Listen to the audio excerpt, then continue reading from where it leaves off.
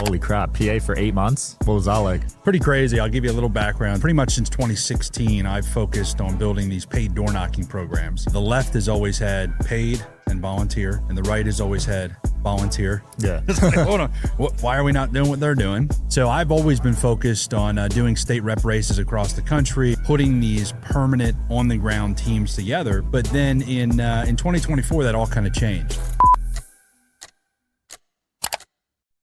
All right, guys, Cliff Maloney here at America Fest, man. Is this your first America Fest? Second, was here last year, but 20,000 people, man. It's a Can't great wait. event. It's my first one. I'm already loving it.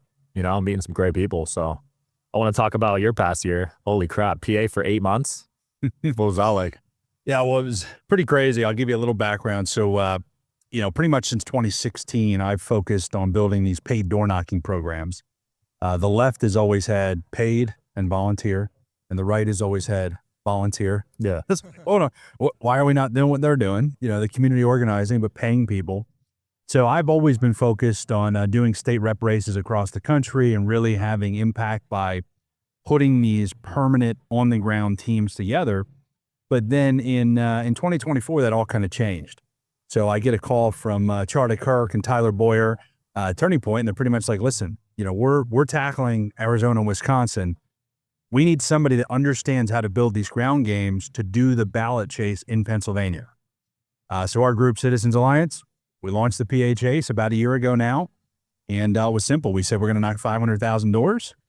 And we want to get Trump's share of the mail-in vote to 33%. It was a wild ride. Wow, that's incredible. I'm more curious how effective you think this actually is. So if you knock 500,000 doors, how many votes do you think that leads to personally? So the results were this. We ended up knocking 510,000. And our goal was 33%. Trump ended up getting 34.5% of the mail-in. So that's up from the average of 20% for Republicans. This is all just since they changed the rules. Yeah. Right? So these rules changed during COVID. It's supposed to be temporary. Absolutely not. It ended up being something that was horrendous. And it's, there's 50 days of mail-in voting. So you're not a fan of mail-in votes? No. I mean, I grew up in PA. When I used to vote, it was election day. Yeah. Right? But, CNN and MSNBC made fun of me because they said, the guy running Trump's Pennsylvania ballot chase effort says he hates mail-in ballot. Well, I do, right? But I'm not going to cede the election and just lose because I don't like the rules. Yeah. Right? And so this is all about adapting. I give Charlie a lot of credit, Charlie Kirk, for really pushing the party and pushing kind of the Republican apparatus to finally acknowledge we have to play when it comes to mail-in voting. So you asked me a question, how much impact? You figure we probably talked to, based on our numbers, we knocked on 510,000 doors. We probably talked to over about 200,000 people, right? Because not everybody's home. Right. I'm going to give you the honest numbers. And it's tough work. You got people telling you, get the hell off my lawn. Especially in PA. Right. So the nice thing about chasing ballots is it's different from your typical door knocking. Okay, typical door knocking in a primary, it's hard. You got to talk to Republicans and say, this Republican's good, this Republican's a rhino scumbag. Yep. That's a tough conversation. In a general election, typically, not chasing, if you're knocking doors, you're talking to moderate Dems or liberal Republicans, these swing voters, and trying to get them to support your candidate. Chasing is the easiest by far of the three. You're going to people who want to vote for Trump. They're a Trump supporter. They're going to vote Republican up and down the ballot. They just don't vote consistently. And so we have to take these Trump supporters and get them to become Trump voters. But it's not simple, but I'm telling you, compared to other door knocking, it's very effective because you go to their house and you say, Bob, you got a ballot sitting there on your dining room table. Right. I need you to commit to sending that in today and voting Republican up and down the ballot. Oh, crap. Yeah, I'll get that in. Great. Bob, we're going to check with the clerk in 7 days. And if it's not in, we'll come back to remind you again and encourage you. Hold them accountable. The Democrats call this the power of annoying the voter. It's a reminder campaign is the politically correct way to say it. But they understand it's telling the person, hey, listen, the clerk, it's all public. When your vote goes in, we don't know who you voted for, but if your ballot is returned, that's public. And so you're going back. Some people, I hate to admit on your show, we knocked on their door 6 or 7 times. Now they finally voted, which was great.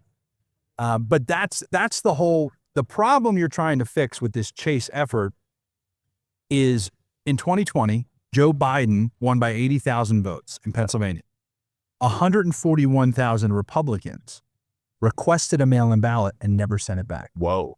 We saw, though, I'm a former math teacher, right? So I'm like, this is a problem we can solve. You're not trying to add new voters. You're not trying. These are people that went through the process of requesting a ballot and never sending it back. Right. So you look at all these different things. The other things we asked were, I can't have Trump coming out in October and saying, don't vote by mail, it's fraudulent. Right? Yeah. Like, that would have been a major problem. So Charlie was really instrumental getting Trump on board, pushing the Republican apparatus. But I think we won Pennsylvania by 120,000 votes. We had conversations, actual conversations with over 200,000 of those voters that had a ballot. I'd like to say that we had a significant impact on winning Pennsylvania. Absolutely. I would agree. Were you guys knocking in the 2020 election too? No. So we literally, we have never done a program like this. Really, there's never been a program like this in Pennsylvania. And the Democrats, look, everybody says, oh, well, the party should be doing it. Why are you doing it? I'm like, well, that's not the case. The Democrats farm this out to these 501c4 nonprofits because the money is unlimited and it's not reportable. Okay. It's anonymous. It's not tax deductible. But what I'm saying is all the political gifts, some of them have caps, how much you can give to a campaign. It's all reported. And this is why people talk about, George Soros is the devil. The reality is the left understands how to utilize organizational structure. And this is the first cycle we started adapting to that. And so you had super PACs, yes, but you also had 501c4s that kind of run these operations. But this was the first cycle. Everybody was singing from the same song sheet. I love it. And you got you're not stopping here. You guys got another campaign plan for 25, right? Yeah. So I won't reveal anything too detailed here because we're still putting the final pieces together. But pretty much, yes, we are going to relaunch the PHAs. I've got to figure out when we launched the PHAs, that 33% number, I was scared of this. Okay. And here's why. Because in politics, just like in a lot of business ventures, people say, talk about action. Don't talk about a measurable result. Right. I should have the political consultant class, most of whom are corrupt, they kept telling me, Cliff, just talk about the 500,000 doors you're going to knock. Don't talk about what the result, because then if you win, you can just say, see, we won. I said, I don't think that's genuine. I think you need to share with your folks, your investors, your activists, your volunteers, your grassroots, what is the actual goal that you can measure? And so that's why we did the 33%. Well, now I've got to figure out for 2025 and 2026, what is that measurable goal that I want to be held accountable to? And so it's not something I take lightly. I mean, we've been digging into the numbers. In 2025, you have 3 Supreme Court retention races. So voters will vote yes to retain or no to not retain. They're all Democrats. One of those judges was writing the dissent to count legal ballots. Yeah. So like totally corrupt. But to not retain a judge hasn't been done. It's only been done one time in PA's history. Whoa. So all of a sudden it's like, do you take on, after this huge win, do you take on a battle that you're guaranteed to practically lose? Or, do you say, no, we're going to focus on other things? Down ballot, you have school board races. Thousands of school board races in Pennsylvania. We could go in against the woke stuff or the DEI, school choice. You have 9,000 judge of election races in 2025 in Pennsylvania. Yeah. 9,000 judge of elections that will be elected precinct by precinct. There could be an election integrity play there. So these are all things we're looking at. I'm getting phone calls daily. Can you bring the PHAs to New Jersey? Can you guys launch the Virginia chase? Will you guys come to California, Georgia, Wisconsin? Like all these great places. And my answer is very simple. When we launched the PHAs, I had to go out and raise $3 million, and then we had to execute. The money part is difficult. Executing it is very difficult. And my COO, Justin Grice, I give him a lot of credit. He executes everything. I just have to go out and raise the money. But the problem is when I launch a program, I own that. It's on my back that it has to happen. So people are saying, well, why don't you just launch the New Jersey chase and see if there's interest and move all your team in? I said, because each of these that I launch, I got to raise another $3 to $5 million. Wow. So what I'm saying to a lot of these folks, and this is to anybody out there listening or watching, if somebody has an organization or resources and you want us to bring in our skill set and our toolkit, happy to help. And we'll do it at cost, right? This is not about making money. This is about winning. But the problem is the consultant class doesn't want to move $3 to $5 million from their TV ad buy where they're getting 15 to 20% commission and putting it into doors. Even though it's more impactful, they're not making their cut. Wow, I didn't know there was commission like that. Oh, for and TV ads, it is the worst kept secret. Typically 15 to 20% of every dollar spent on political TV ads is going to the consultant. Now, some of them have an agreement with the ad buyer, so maybe they each get 10% or 7.5%. But that is the gravy train in politics, and it has been. It's slowly coming down because just, well, I shouldn't say that, because with inflation, I mean, people are spending more. But what's happening is people are moving away from your traditional cable news buys or network buys. And so that is why people ask me all the time, why, in 2020 or 2022, for some of these statewide races in PA, where they spent 50 to 70 million, I say, how many ballot chasers do you guys have? Not one. And you're like, hold on, I can't, John Fetterman spent $10 million just on chasing ballots. Wow. Right? People are like, how'd you end up with Fetterman? And this is not a shot at Oz. Dr. Oz is a great man, supporter of the PHAs, great guy. But it's a shot at some of the consultant class, not just in PA, but in a lot of these states where they don't want to make the adjustment because it doesn't line up with them making more money. And, people get mad at me, Cliff, don't call. I'm like, I just don't care. I want to win. Yeah. And let's allocate resources so we can be the most impactful to win. I love that. You start wondering how much of the billion Kamala raised went into people's pockets. So I think, and I got a little trouble because we were talking on Charlie's show the day after the election. I think it is probably one of the most corrupt political campaigns when you talk about the total dollars spent. And here's why. How do they spend twice as much money in Pennsylvania on their ground game and get half the result? Twice as much money, and we saw half the people that we saw in 2020. Right? It just doesn't add up. Where were the people? Where were these doors that supposedly their ground game was knocking? Did your team run into any of their team? I mean, we did in some of the swing counties, but even in 2020, we weren't chasing ballots, but you have eyes and ears. You talk to candidates, you see what's happening in the field. Right. They just were non-existent. I mean, in Philadelphia, I had 25 black men who were chasing ballots for PHAs. We specifically put them in Philadelphia to target black men because we were seeing tremendous results with black men just not being excited about Kamala and much more excited about a Trump economy. Right. And we get daily reports. And the best thing about when you run these huge statewide programs, forget the polling, forget the pundits, all the people on the news talking about, oh, we have an inside source. Screw your inside source. I have data every day with all of these results from these surveys at the door. Every door we go to, we're capturing data. And so I'm looking at these things in real time. That's how we called Pennsylvania 90 minutes before mainstream media. Because once Allegheny County hit, we were looking at Philadelphia County. We already knew based on our survey responses where they were going to be and where our people were going to be. Wow, and it was pretty accurate. Oh, they had no chance. We said we were going to win by about 2 points. We ended up winning by 1.7. Wow. I was on Charlie's show, and it was funny because Charlie kept saying, no. I'm like texting. I'm like, Charlie, it's over. Let's call it. He's like, no. We got it. This happened in 2020. I don't want to have PTSD. We're waiting. I was scared to go to bed that night, man. Because I knew we were in the lead, but I was like, am I going to wake up to what happened last time? You know what I mean? Yeah, I think we all kind of had that thought. But I mean, once again, I've never done a statewide campaign like this where you have all the data.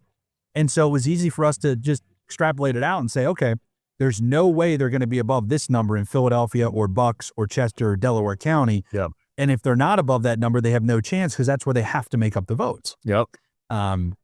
But I think you talk about $1 billion. I don't want to accuse anybody specifically, but how do you spend twice as much, have half the amount of people, and get half the result? Yeah. Joe Biden beat Donald Trump just in mail-in votes. It was 2 million to 600,000, meaning that Biden went into Election Day up 1.4 million. Harris is only up about 400,000. Yeah. That's a 1 million vote difference. Crazy. In your gap or your lead going into Election Day. And that's why people were like, how are you feeling? And I'm looking at these numbers because they're all public, at least the returns by party. And I'm like, I don't want to be too confident, but they need a record turnout on Election Day, which their whole system, this was the problem. Biden built everything to be about mail vote. And then Harris's people came in and they tried to do this switcheroo where it was like, well, we're going to do mail, but we also want to turn people out. Right. That wasn't the playbook. The playbook in 2020 was run that score as high as you can on mail-ins. They had the fear of COVID. I mean, it was like, no one leave your house. So they were able to run that up. They needed those same numbers. Harris's team completely just mismanaged that and tried to move to this election day model, which you can't do that when your whole apparatus is built for mail-in. Yep. Yeah, a lot of overspending. I mean, as a podcaster, I saw her spend $100K for that setup with Call Her Daddy, Right. and that maybe would cost $20K max. Like that's just going in people's pockets, you know? Yeah. It's crazy. Well, and it's funny. I mean, it's all legal. I used to think that's wild, but to pay for access or pay for endorsements, as a consulting fee, it's all legal. Yeah. But it's pretty egregious that the campaign thinks it's worth that. No, they were paying some celebrities millions. I know. And that doesn't work anymore. People want authenticity. You just hit on it. People ask me, what is the number one thing from this cycle that you would take away as the reason? Authenticity. And the reason for that is access to politicians, alternative media, podcasts, people getting their news on Instagram, getting their news on YouTube, getting their news on X, right, on their phone. Like my dad literally was a Trump voter because of TikTok. Now I'm not on TikTok, but I'll tell you, like, it's funny, but like he would watch these videos of Harris and he's just like, this woman is stupid. Right. And he's in Southeastern PA, kind of a swing area. But it's like, I try to tell people the authenticity because people have pretty good BS, meters, they know. And if you watch Donald Trump for his 3 hours on a podcast, whether it's Rogan or Theo Vaughn or whoever, he's a real dude, right? You might not agree with everything he's saying, but gosh, like at least you want to have a beer with him or sit down and talk. Where Harris, it was like, can she put a sentence together? I struggled. I watched her podcast because I wanted to actually hear her perspective, but her answers were just so scripted. I couldn't take it. Yeah. And I think that they made one of the biggest mistakes, which is they picked one of the most scripted, just no talent politicians in the time when authenticity is now the most under the microscope. Right. That's why I think that, I do think that Josh Shapiro is going to be the nominee in 28. Yeah. If they're smart, he's going to be one of the most, he comes across authentic. He's a complete fraud. But he's the governor of Pennsylvania. We deal with him all the time. He talks like he's a moderate. He presents himself like he's a moderate, and he is one of the most corrupt, far-left governors in American history. But he can raise money, and man, when he talks, does he inspire? Well, you got to pick between him, Newsom, or AOC. So I think right now, Shapiro, if I had to bet, I would say Shapiro is the front runner. But once again, parties don't always pick the best person, right? That's got the most, the ability to win in the general or the ability. But I just think if they go with him, based on my experience in PA, I mean, even in 2026, he's up for re-election in PA. It's going to be a tough year for us. Yeah. I'm not even saying that we won't, I'm not saying we won't target him, but like even down ballot, he turns out a lot of people. Wow. And he has convinced a lot of the suburban women that he is this moderate Democrat. So a lot of them that are, which would identify as Republican, they vote for him. He's very talented. Keep your eye on him. Got to admit that. Will we see mail-in ballots in 2028, you think? I think the jury's out. I think if I had to make a prediction, I think what everyone should be watching right now is Doge versus Thune and Johnson. Now, this obviously blew up yesterday, but I've been saying this for 3 weeks, and it's becoming more clear. Like this is going to be, and Trump, if Trump keeps his full endorsement behind Doge, with Elon and Vivek and Ron Paul and some of these others advising, and they keep the heat on Thune and Johnson, I'm fascinated to see where that breaks. Yeah. Because there's a lot of ways that could go. Okay, I worked for Ron Paul when I was in college. I worked for him on the Hill. I got a little Hill experience. I don't recommend it to my worst enemy. It's the most corrupt people up there, except a handful that we can talk about that are patriots. But, you have all these people that are running around, and really only 4 people write legislation. I mean, it's the majority leader's office and the speaker's office, and yet all these other people are up there, and they have to stay busy, right? We call them process people. I'm part of the process. It's a lot of noise. What is going to happen with Thune and what is going to happen with Johnson? They have an opportunity. And I think we're seeing with Johnson right now, he's getting called out right now. Probably time to go. I mean, look at his voting record. Right? I've always been open-minded on Mike Johnson, but look at his voting record. The guy has like probably a 70% score on most conservative scale. Like rhetoric's one thing. Being pro-Trump, rhetoric-wise, is one thing. A lot of people will say that because they're hiding behind the fact that they have a horrendous voting record. On all the key battles where it's like the Freedom Caucus representing we the people versus the corrupt uniparty, it's like 98% of Republicans are over here. Yeah. Right? Like it's really only 5, 10, maybe 15 on a really firm day where they take a stance. But I think Thune and Johnson have an opportunity to be the best speaker and the best majority leader in American history. Why? Because Trump got shot in the face, meaning he has a bone to pick. And you have Elon Musk, the world's richest man, working with Vivek Ramaswamy, one of the brightest men in American politics.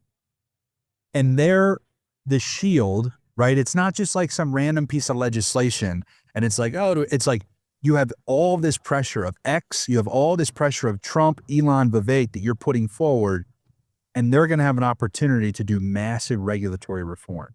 I'm talking about, I think Doge is going to come in and say, hey, cut these 5 departments completely. We want you to cut these 12,000 regulations. We want to cut spending across the board by 5% in every government entity, right? I mean, what are they going to do? If Thune and Johnson push that through and get their people in line, that would radically change America for the better. Yeah. It would radically reshape government efficiency, which is what they're trying to do. But they're going to have to go against the swamp, right? They're going to have to stand. They're going to have to decide with Doge and we the people and say to their swamp creatures, go pound sand. That's going to take a lot of leverage, a lot of pressure, but that is the battle I recommend everybody not just stays in a loop on, but gets involved. Yeah. Push your congressman, push your senator on any of these things where you see Elon and Doge pushing it. I mean, right now, as we're filming this, they're talking about a potential government shutdown, right? Because they can't figure it out. Shut it down. I mean, I hate that I always have to be the guy to say that and they call us radicals. If you don't realize at this point, the DC is broken, right? If we are really going to let the left's already coming out with it. Jamal Bowman, the congressman, is, we're going to shut down the government and 900,000 families are going to put food on the table. Okay, yeah, we just had a mandate that we need to change this whole system. 900,000 bureaucrats. Let's ask them, hey, politely fire them and get them jobs in the real world. Right. I mean, obviously, you need some people. You got to have some system. But I just think that just like their talking point of delay. Oh, look, here's our 1,500-page bill. Oh, Christmas, I know you want to go home with your family, so we're going to ram this thing through. Oh, we're only going to give you 2 days to read it. That's done. That defense is now over. We've got Grok. We've got other AI that's tackling these things. I can't tell people how big of a win that is. For any of us that have worked policy on the Hill, that is their tactic. Their whole playbook just got lit on fire, which is fantastic. So now the government shutdown, that'll be the new rhetoric, right? And how much of that fear can they use? And what is the X pushback or the social pushback to kind of change the narrative? We'll see if we can combat it. Because for years, that government shutdown, that fear, you're going to send these grannies home that work at the post office and they're not going to be able to eat. They're going to die. Right. It's are we really using that rhetoric? But for years, it's worked. Just like the delay thing. For years, nobody could fix it. Yeah. So we will see just how much that pressure works. I think now people are fed up. Economically, times aren't as good. We're paying a lot in taxes and we're seeing 99% of government employees work remote. Right. It's what's going on here? And I think the Elon Twitter /X comparison is brilliant. Let that sink in. I mean, when he goes in and cuts 90% of the staff. Yep. If I'm a bureaucrat in DC, I'm scared to death right now. Yeah, I'm worried about my job. Yeah. I mean, and look, that's I get the incentive. You want to get in, you want to get a promotion. You've got these cushy pensions. You want to stay for 20, 25 years. The American people are sick of it. We're broke. And I think this mandate is now, look, it's going to be uncomfortable. We're going to have a lot going. And by the way, I don't think we have 4 years. I'm a big believer in the first 100 days. If you really want to come fresh off the election with a mandate from the American people, you got 100 days.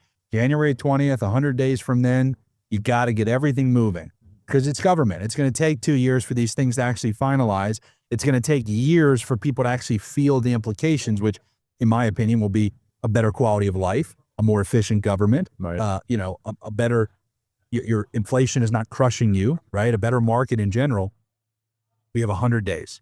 And so I'm very excited. We're obviously focused on revamping in PA, but I'm also helping with a lot of the transition stuff, pushing the right people, getting resumes in, getting plans in place. But we have to act quickly. If you try to drag this out and say, oh, well, year 3, we're going to do this. No, you got to get everything moving first couple months, and then you can figure out what you really put the pressure on to get done ASAP and what can drag out. But I mean, some of these departments, we got to get them out of DC immediately. We got to shut some of them down. It's got to happen all at once and quickly. But it's going to be tough. You got to be prepared for that. It'll be tough, but I think that's where the most growth is, right? in the toughest times. Exactly. There's been talks, I've seen Elon tweet this out, of a universal tax, like flat tax rate. Are you in support of that? So I'd like to abolish all taxes. I'll start with that. All taxes, I'm a fan of abolishing. I do believe in a flat tax in comparison to our current system. Right. So if there was a flat tax, obviously people argue on what the percentage is or what the dollar amount is if they do a raw dollar amount. But I think that, our system right now, I mean, anybody that sees those memes about the IRS, like, you have to laugh. It's like, Yeah, the Venmo ones. yeah, how much? Yeah, exactly. But my favorite one is like, how much do I owe you? I don't know.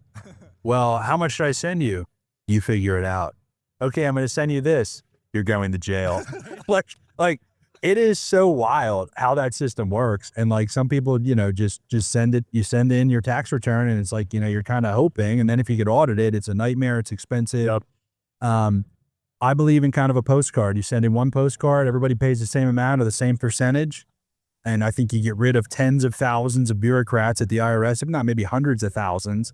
But the IRS destroys lives. It destroys businesses. It destroys, the ability for people to have work. So I think we have got to fix that system, and I'm excited to see what Elon does. Yeah, it's way too stressful right now. Even though I have accountants and bookkeepers, I'm still like, thinking about it. It sucks. Well, Cliff, it's been fun, man. Where could people find you and support you and donate and stuff? Sure. On X, just at Maloney, Maloney. I like to keep it simple. And then phas.com. If folks want to get involved, they want to apply to be a door knocker. We're going to have a lot of jobs in the new year. Folks want to sponsor one of our ballot chasers for some of our key races, just phas.com. Appreciate your show, man. Keep telling the truth. Yep. Thanks for coming on. See you guys.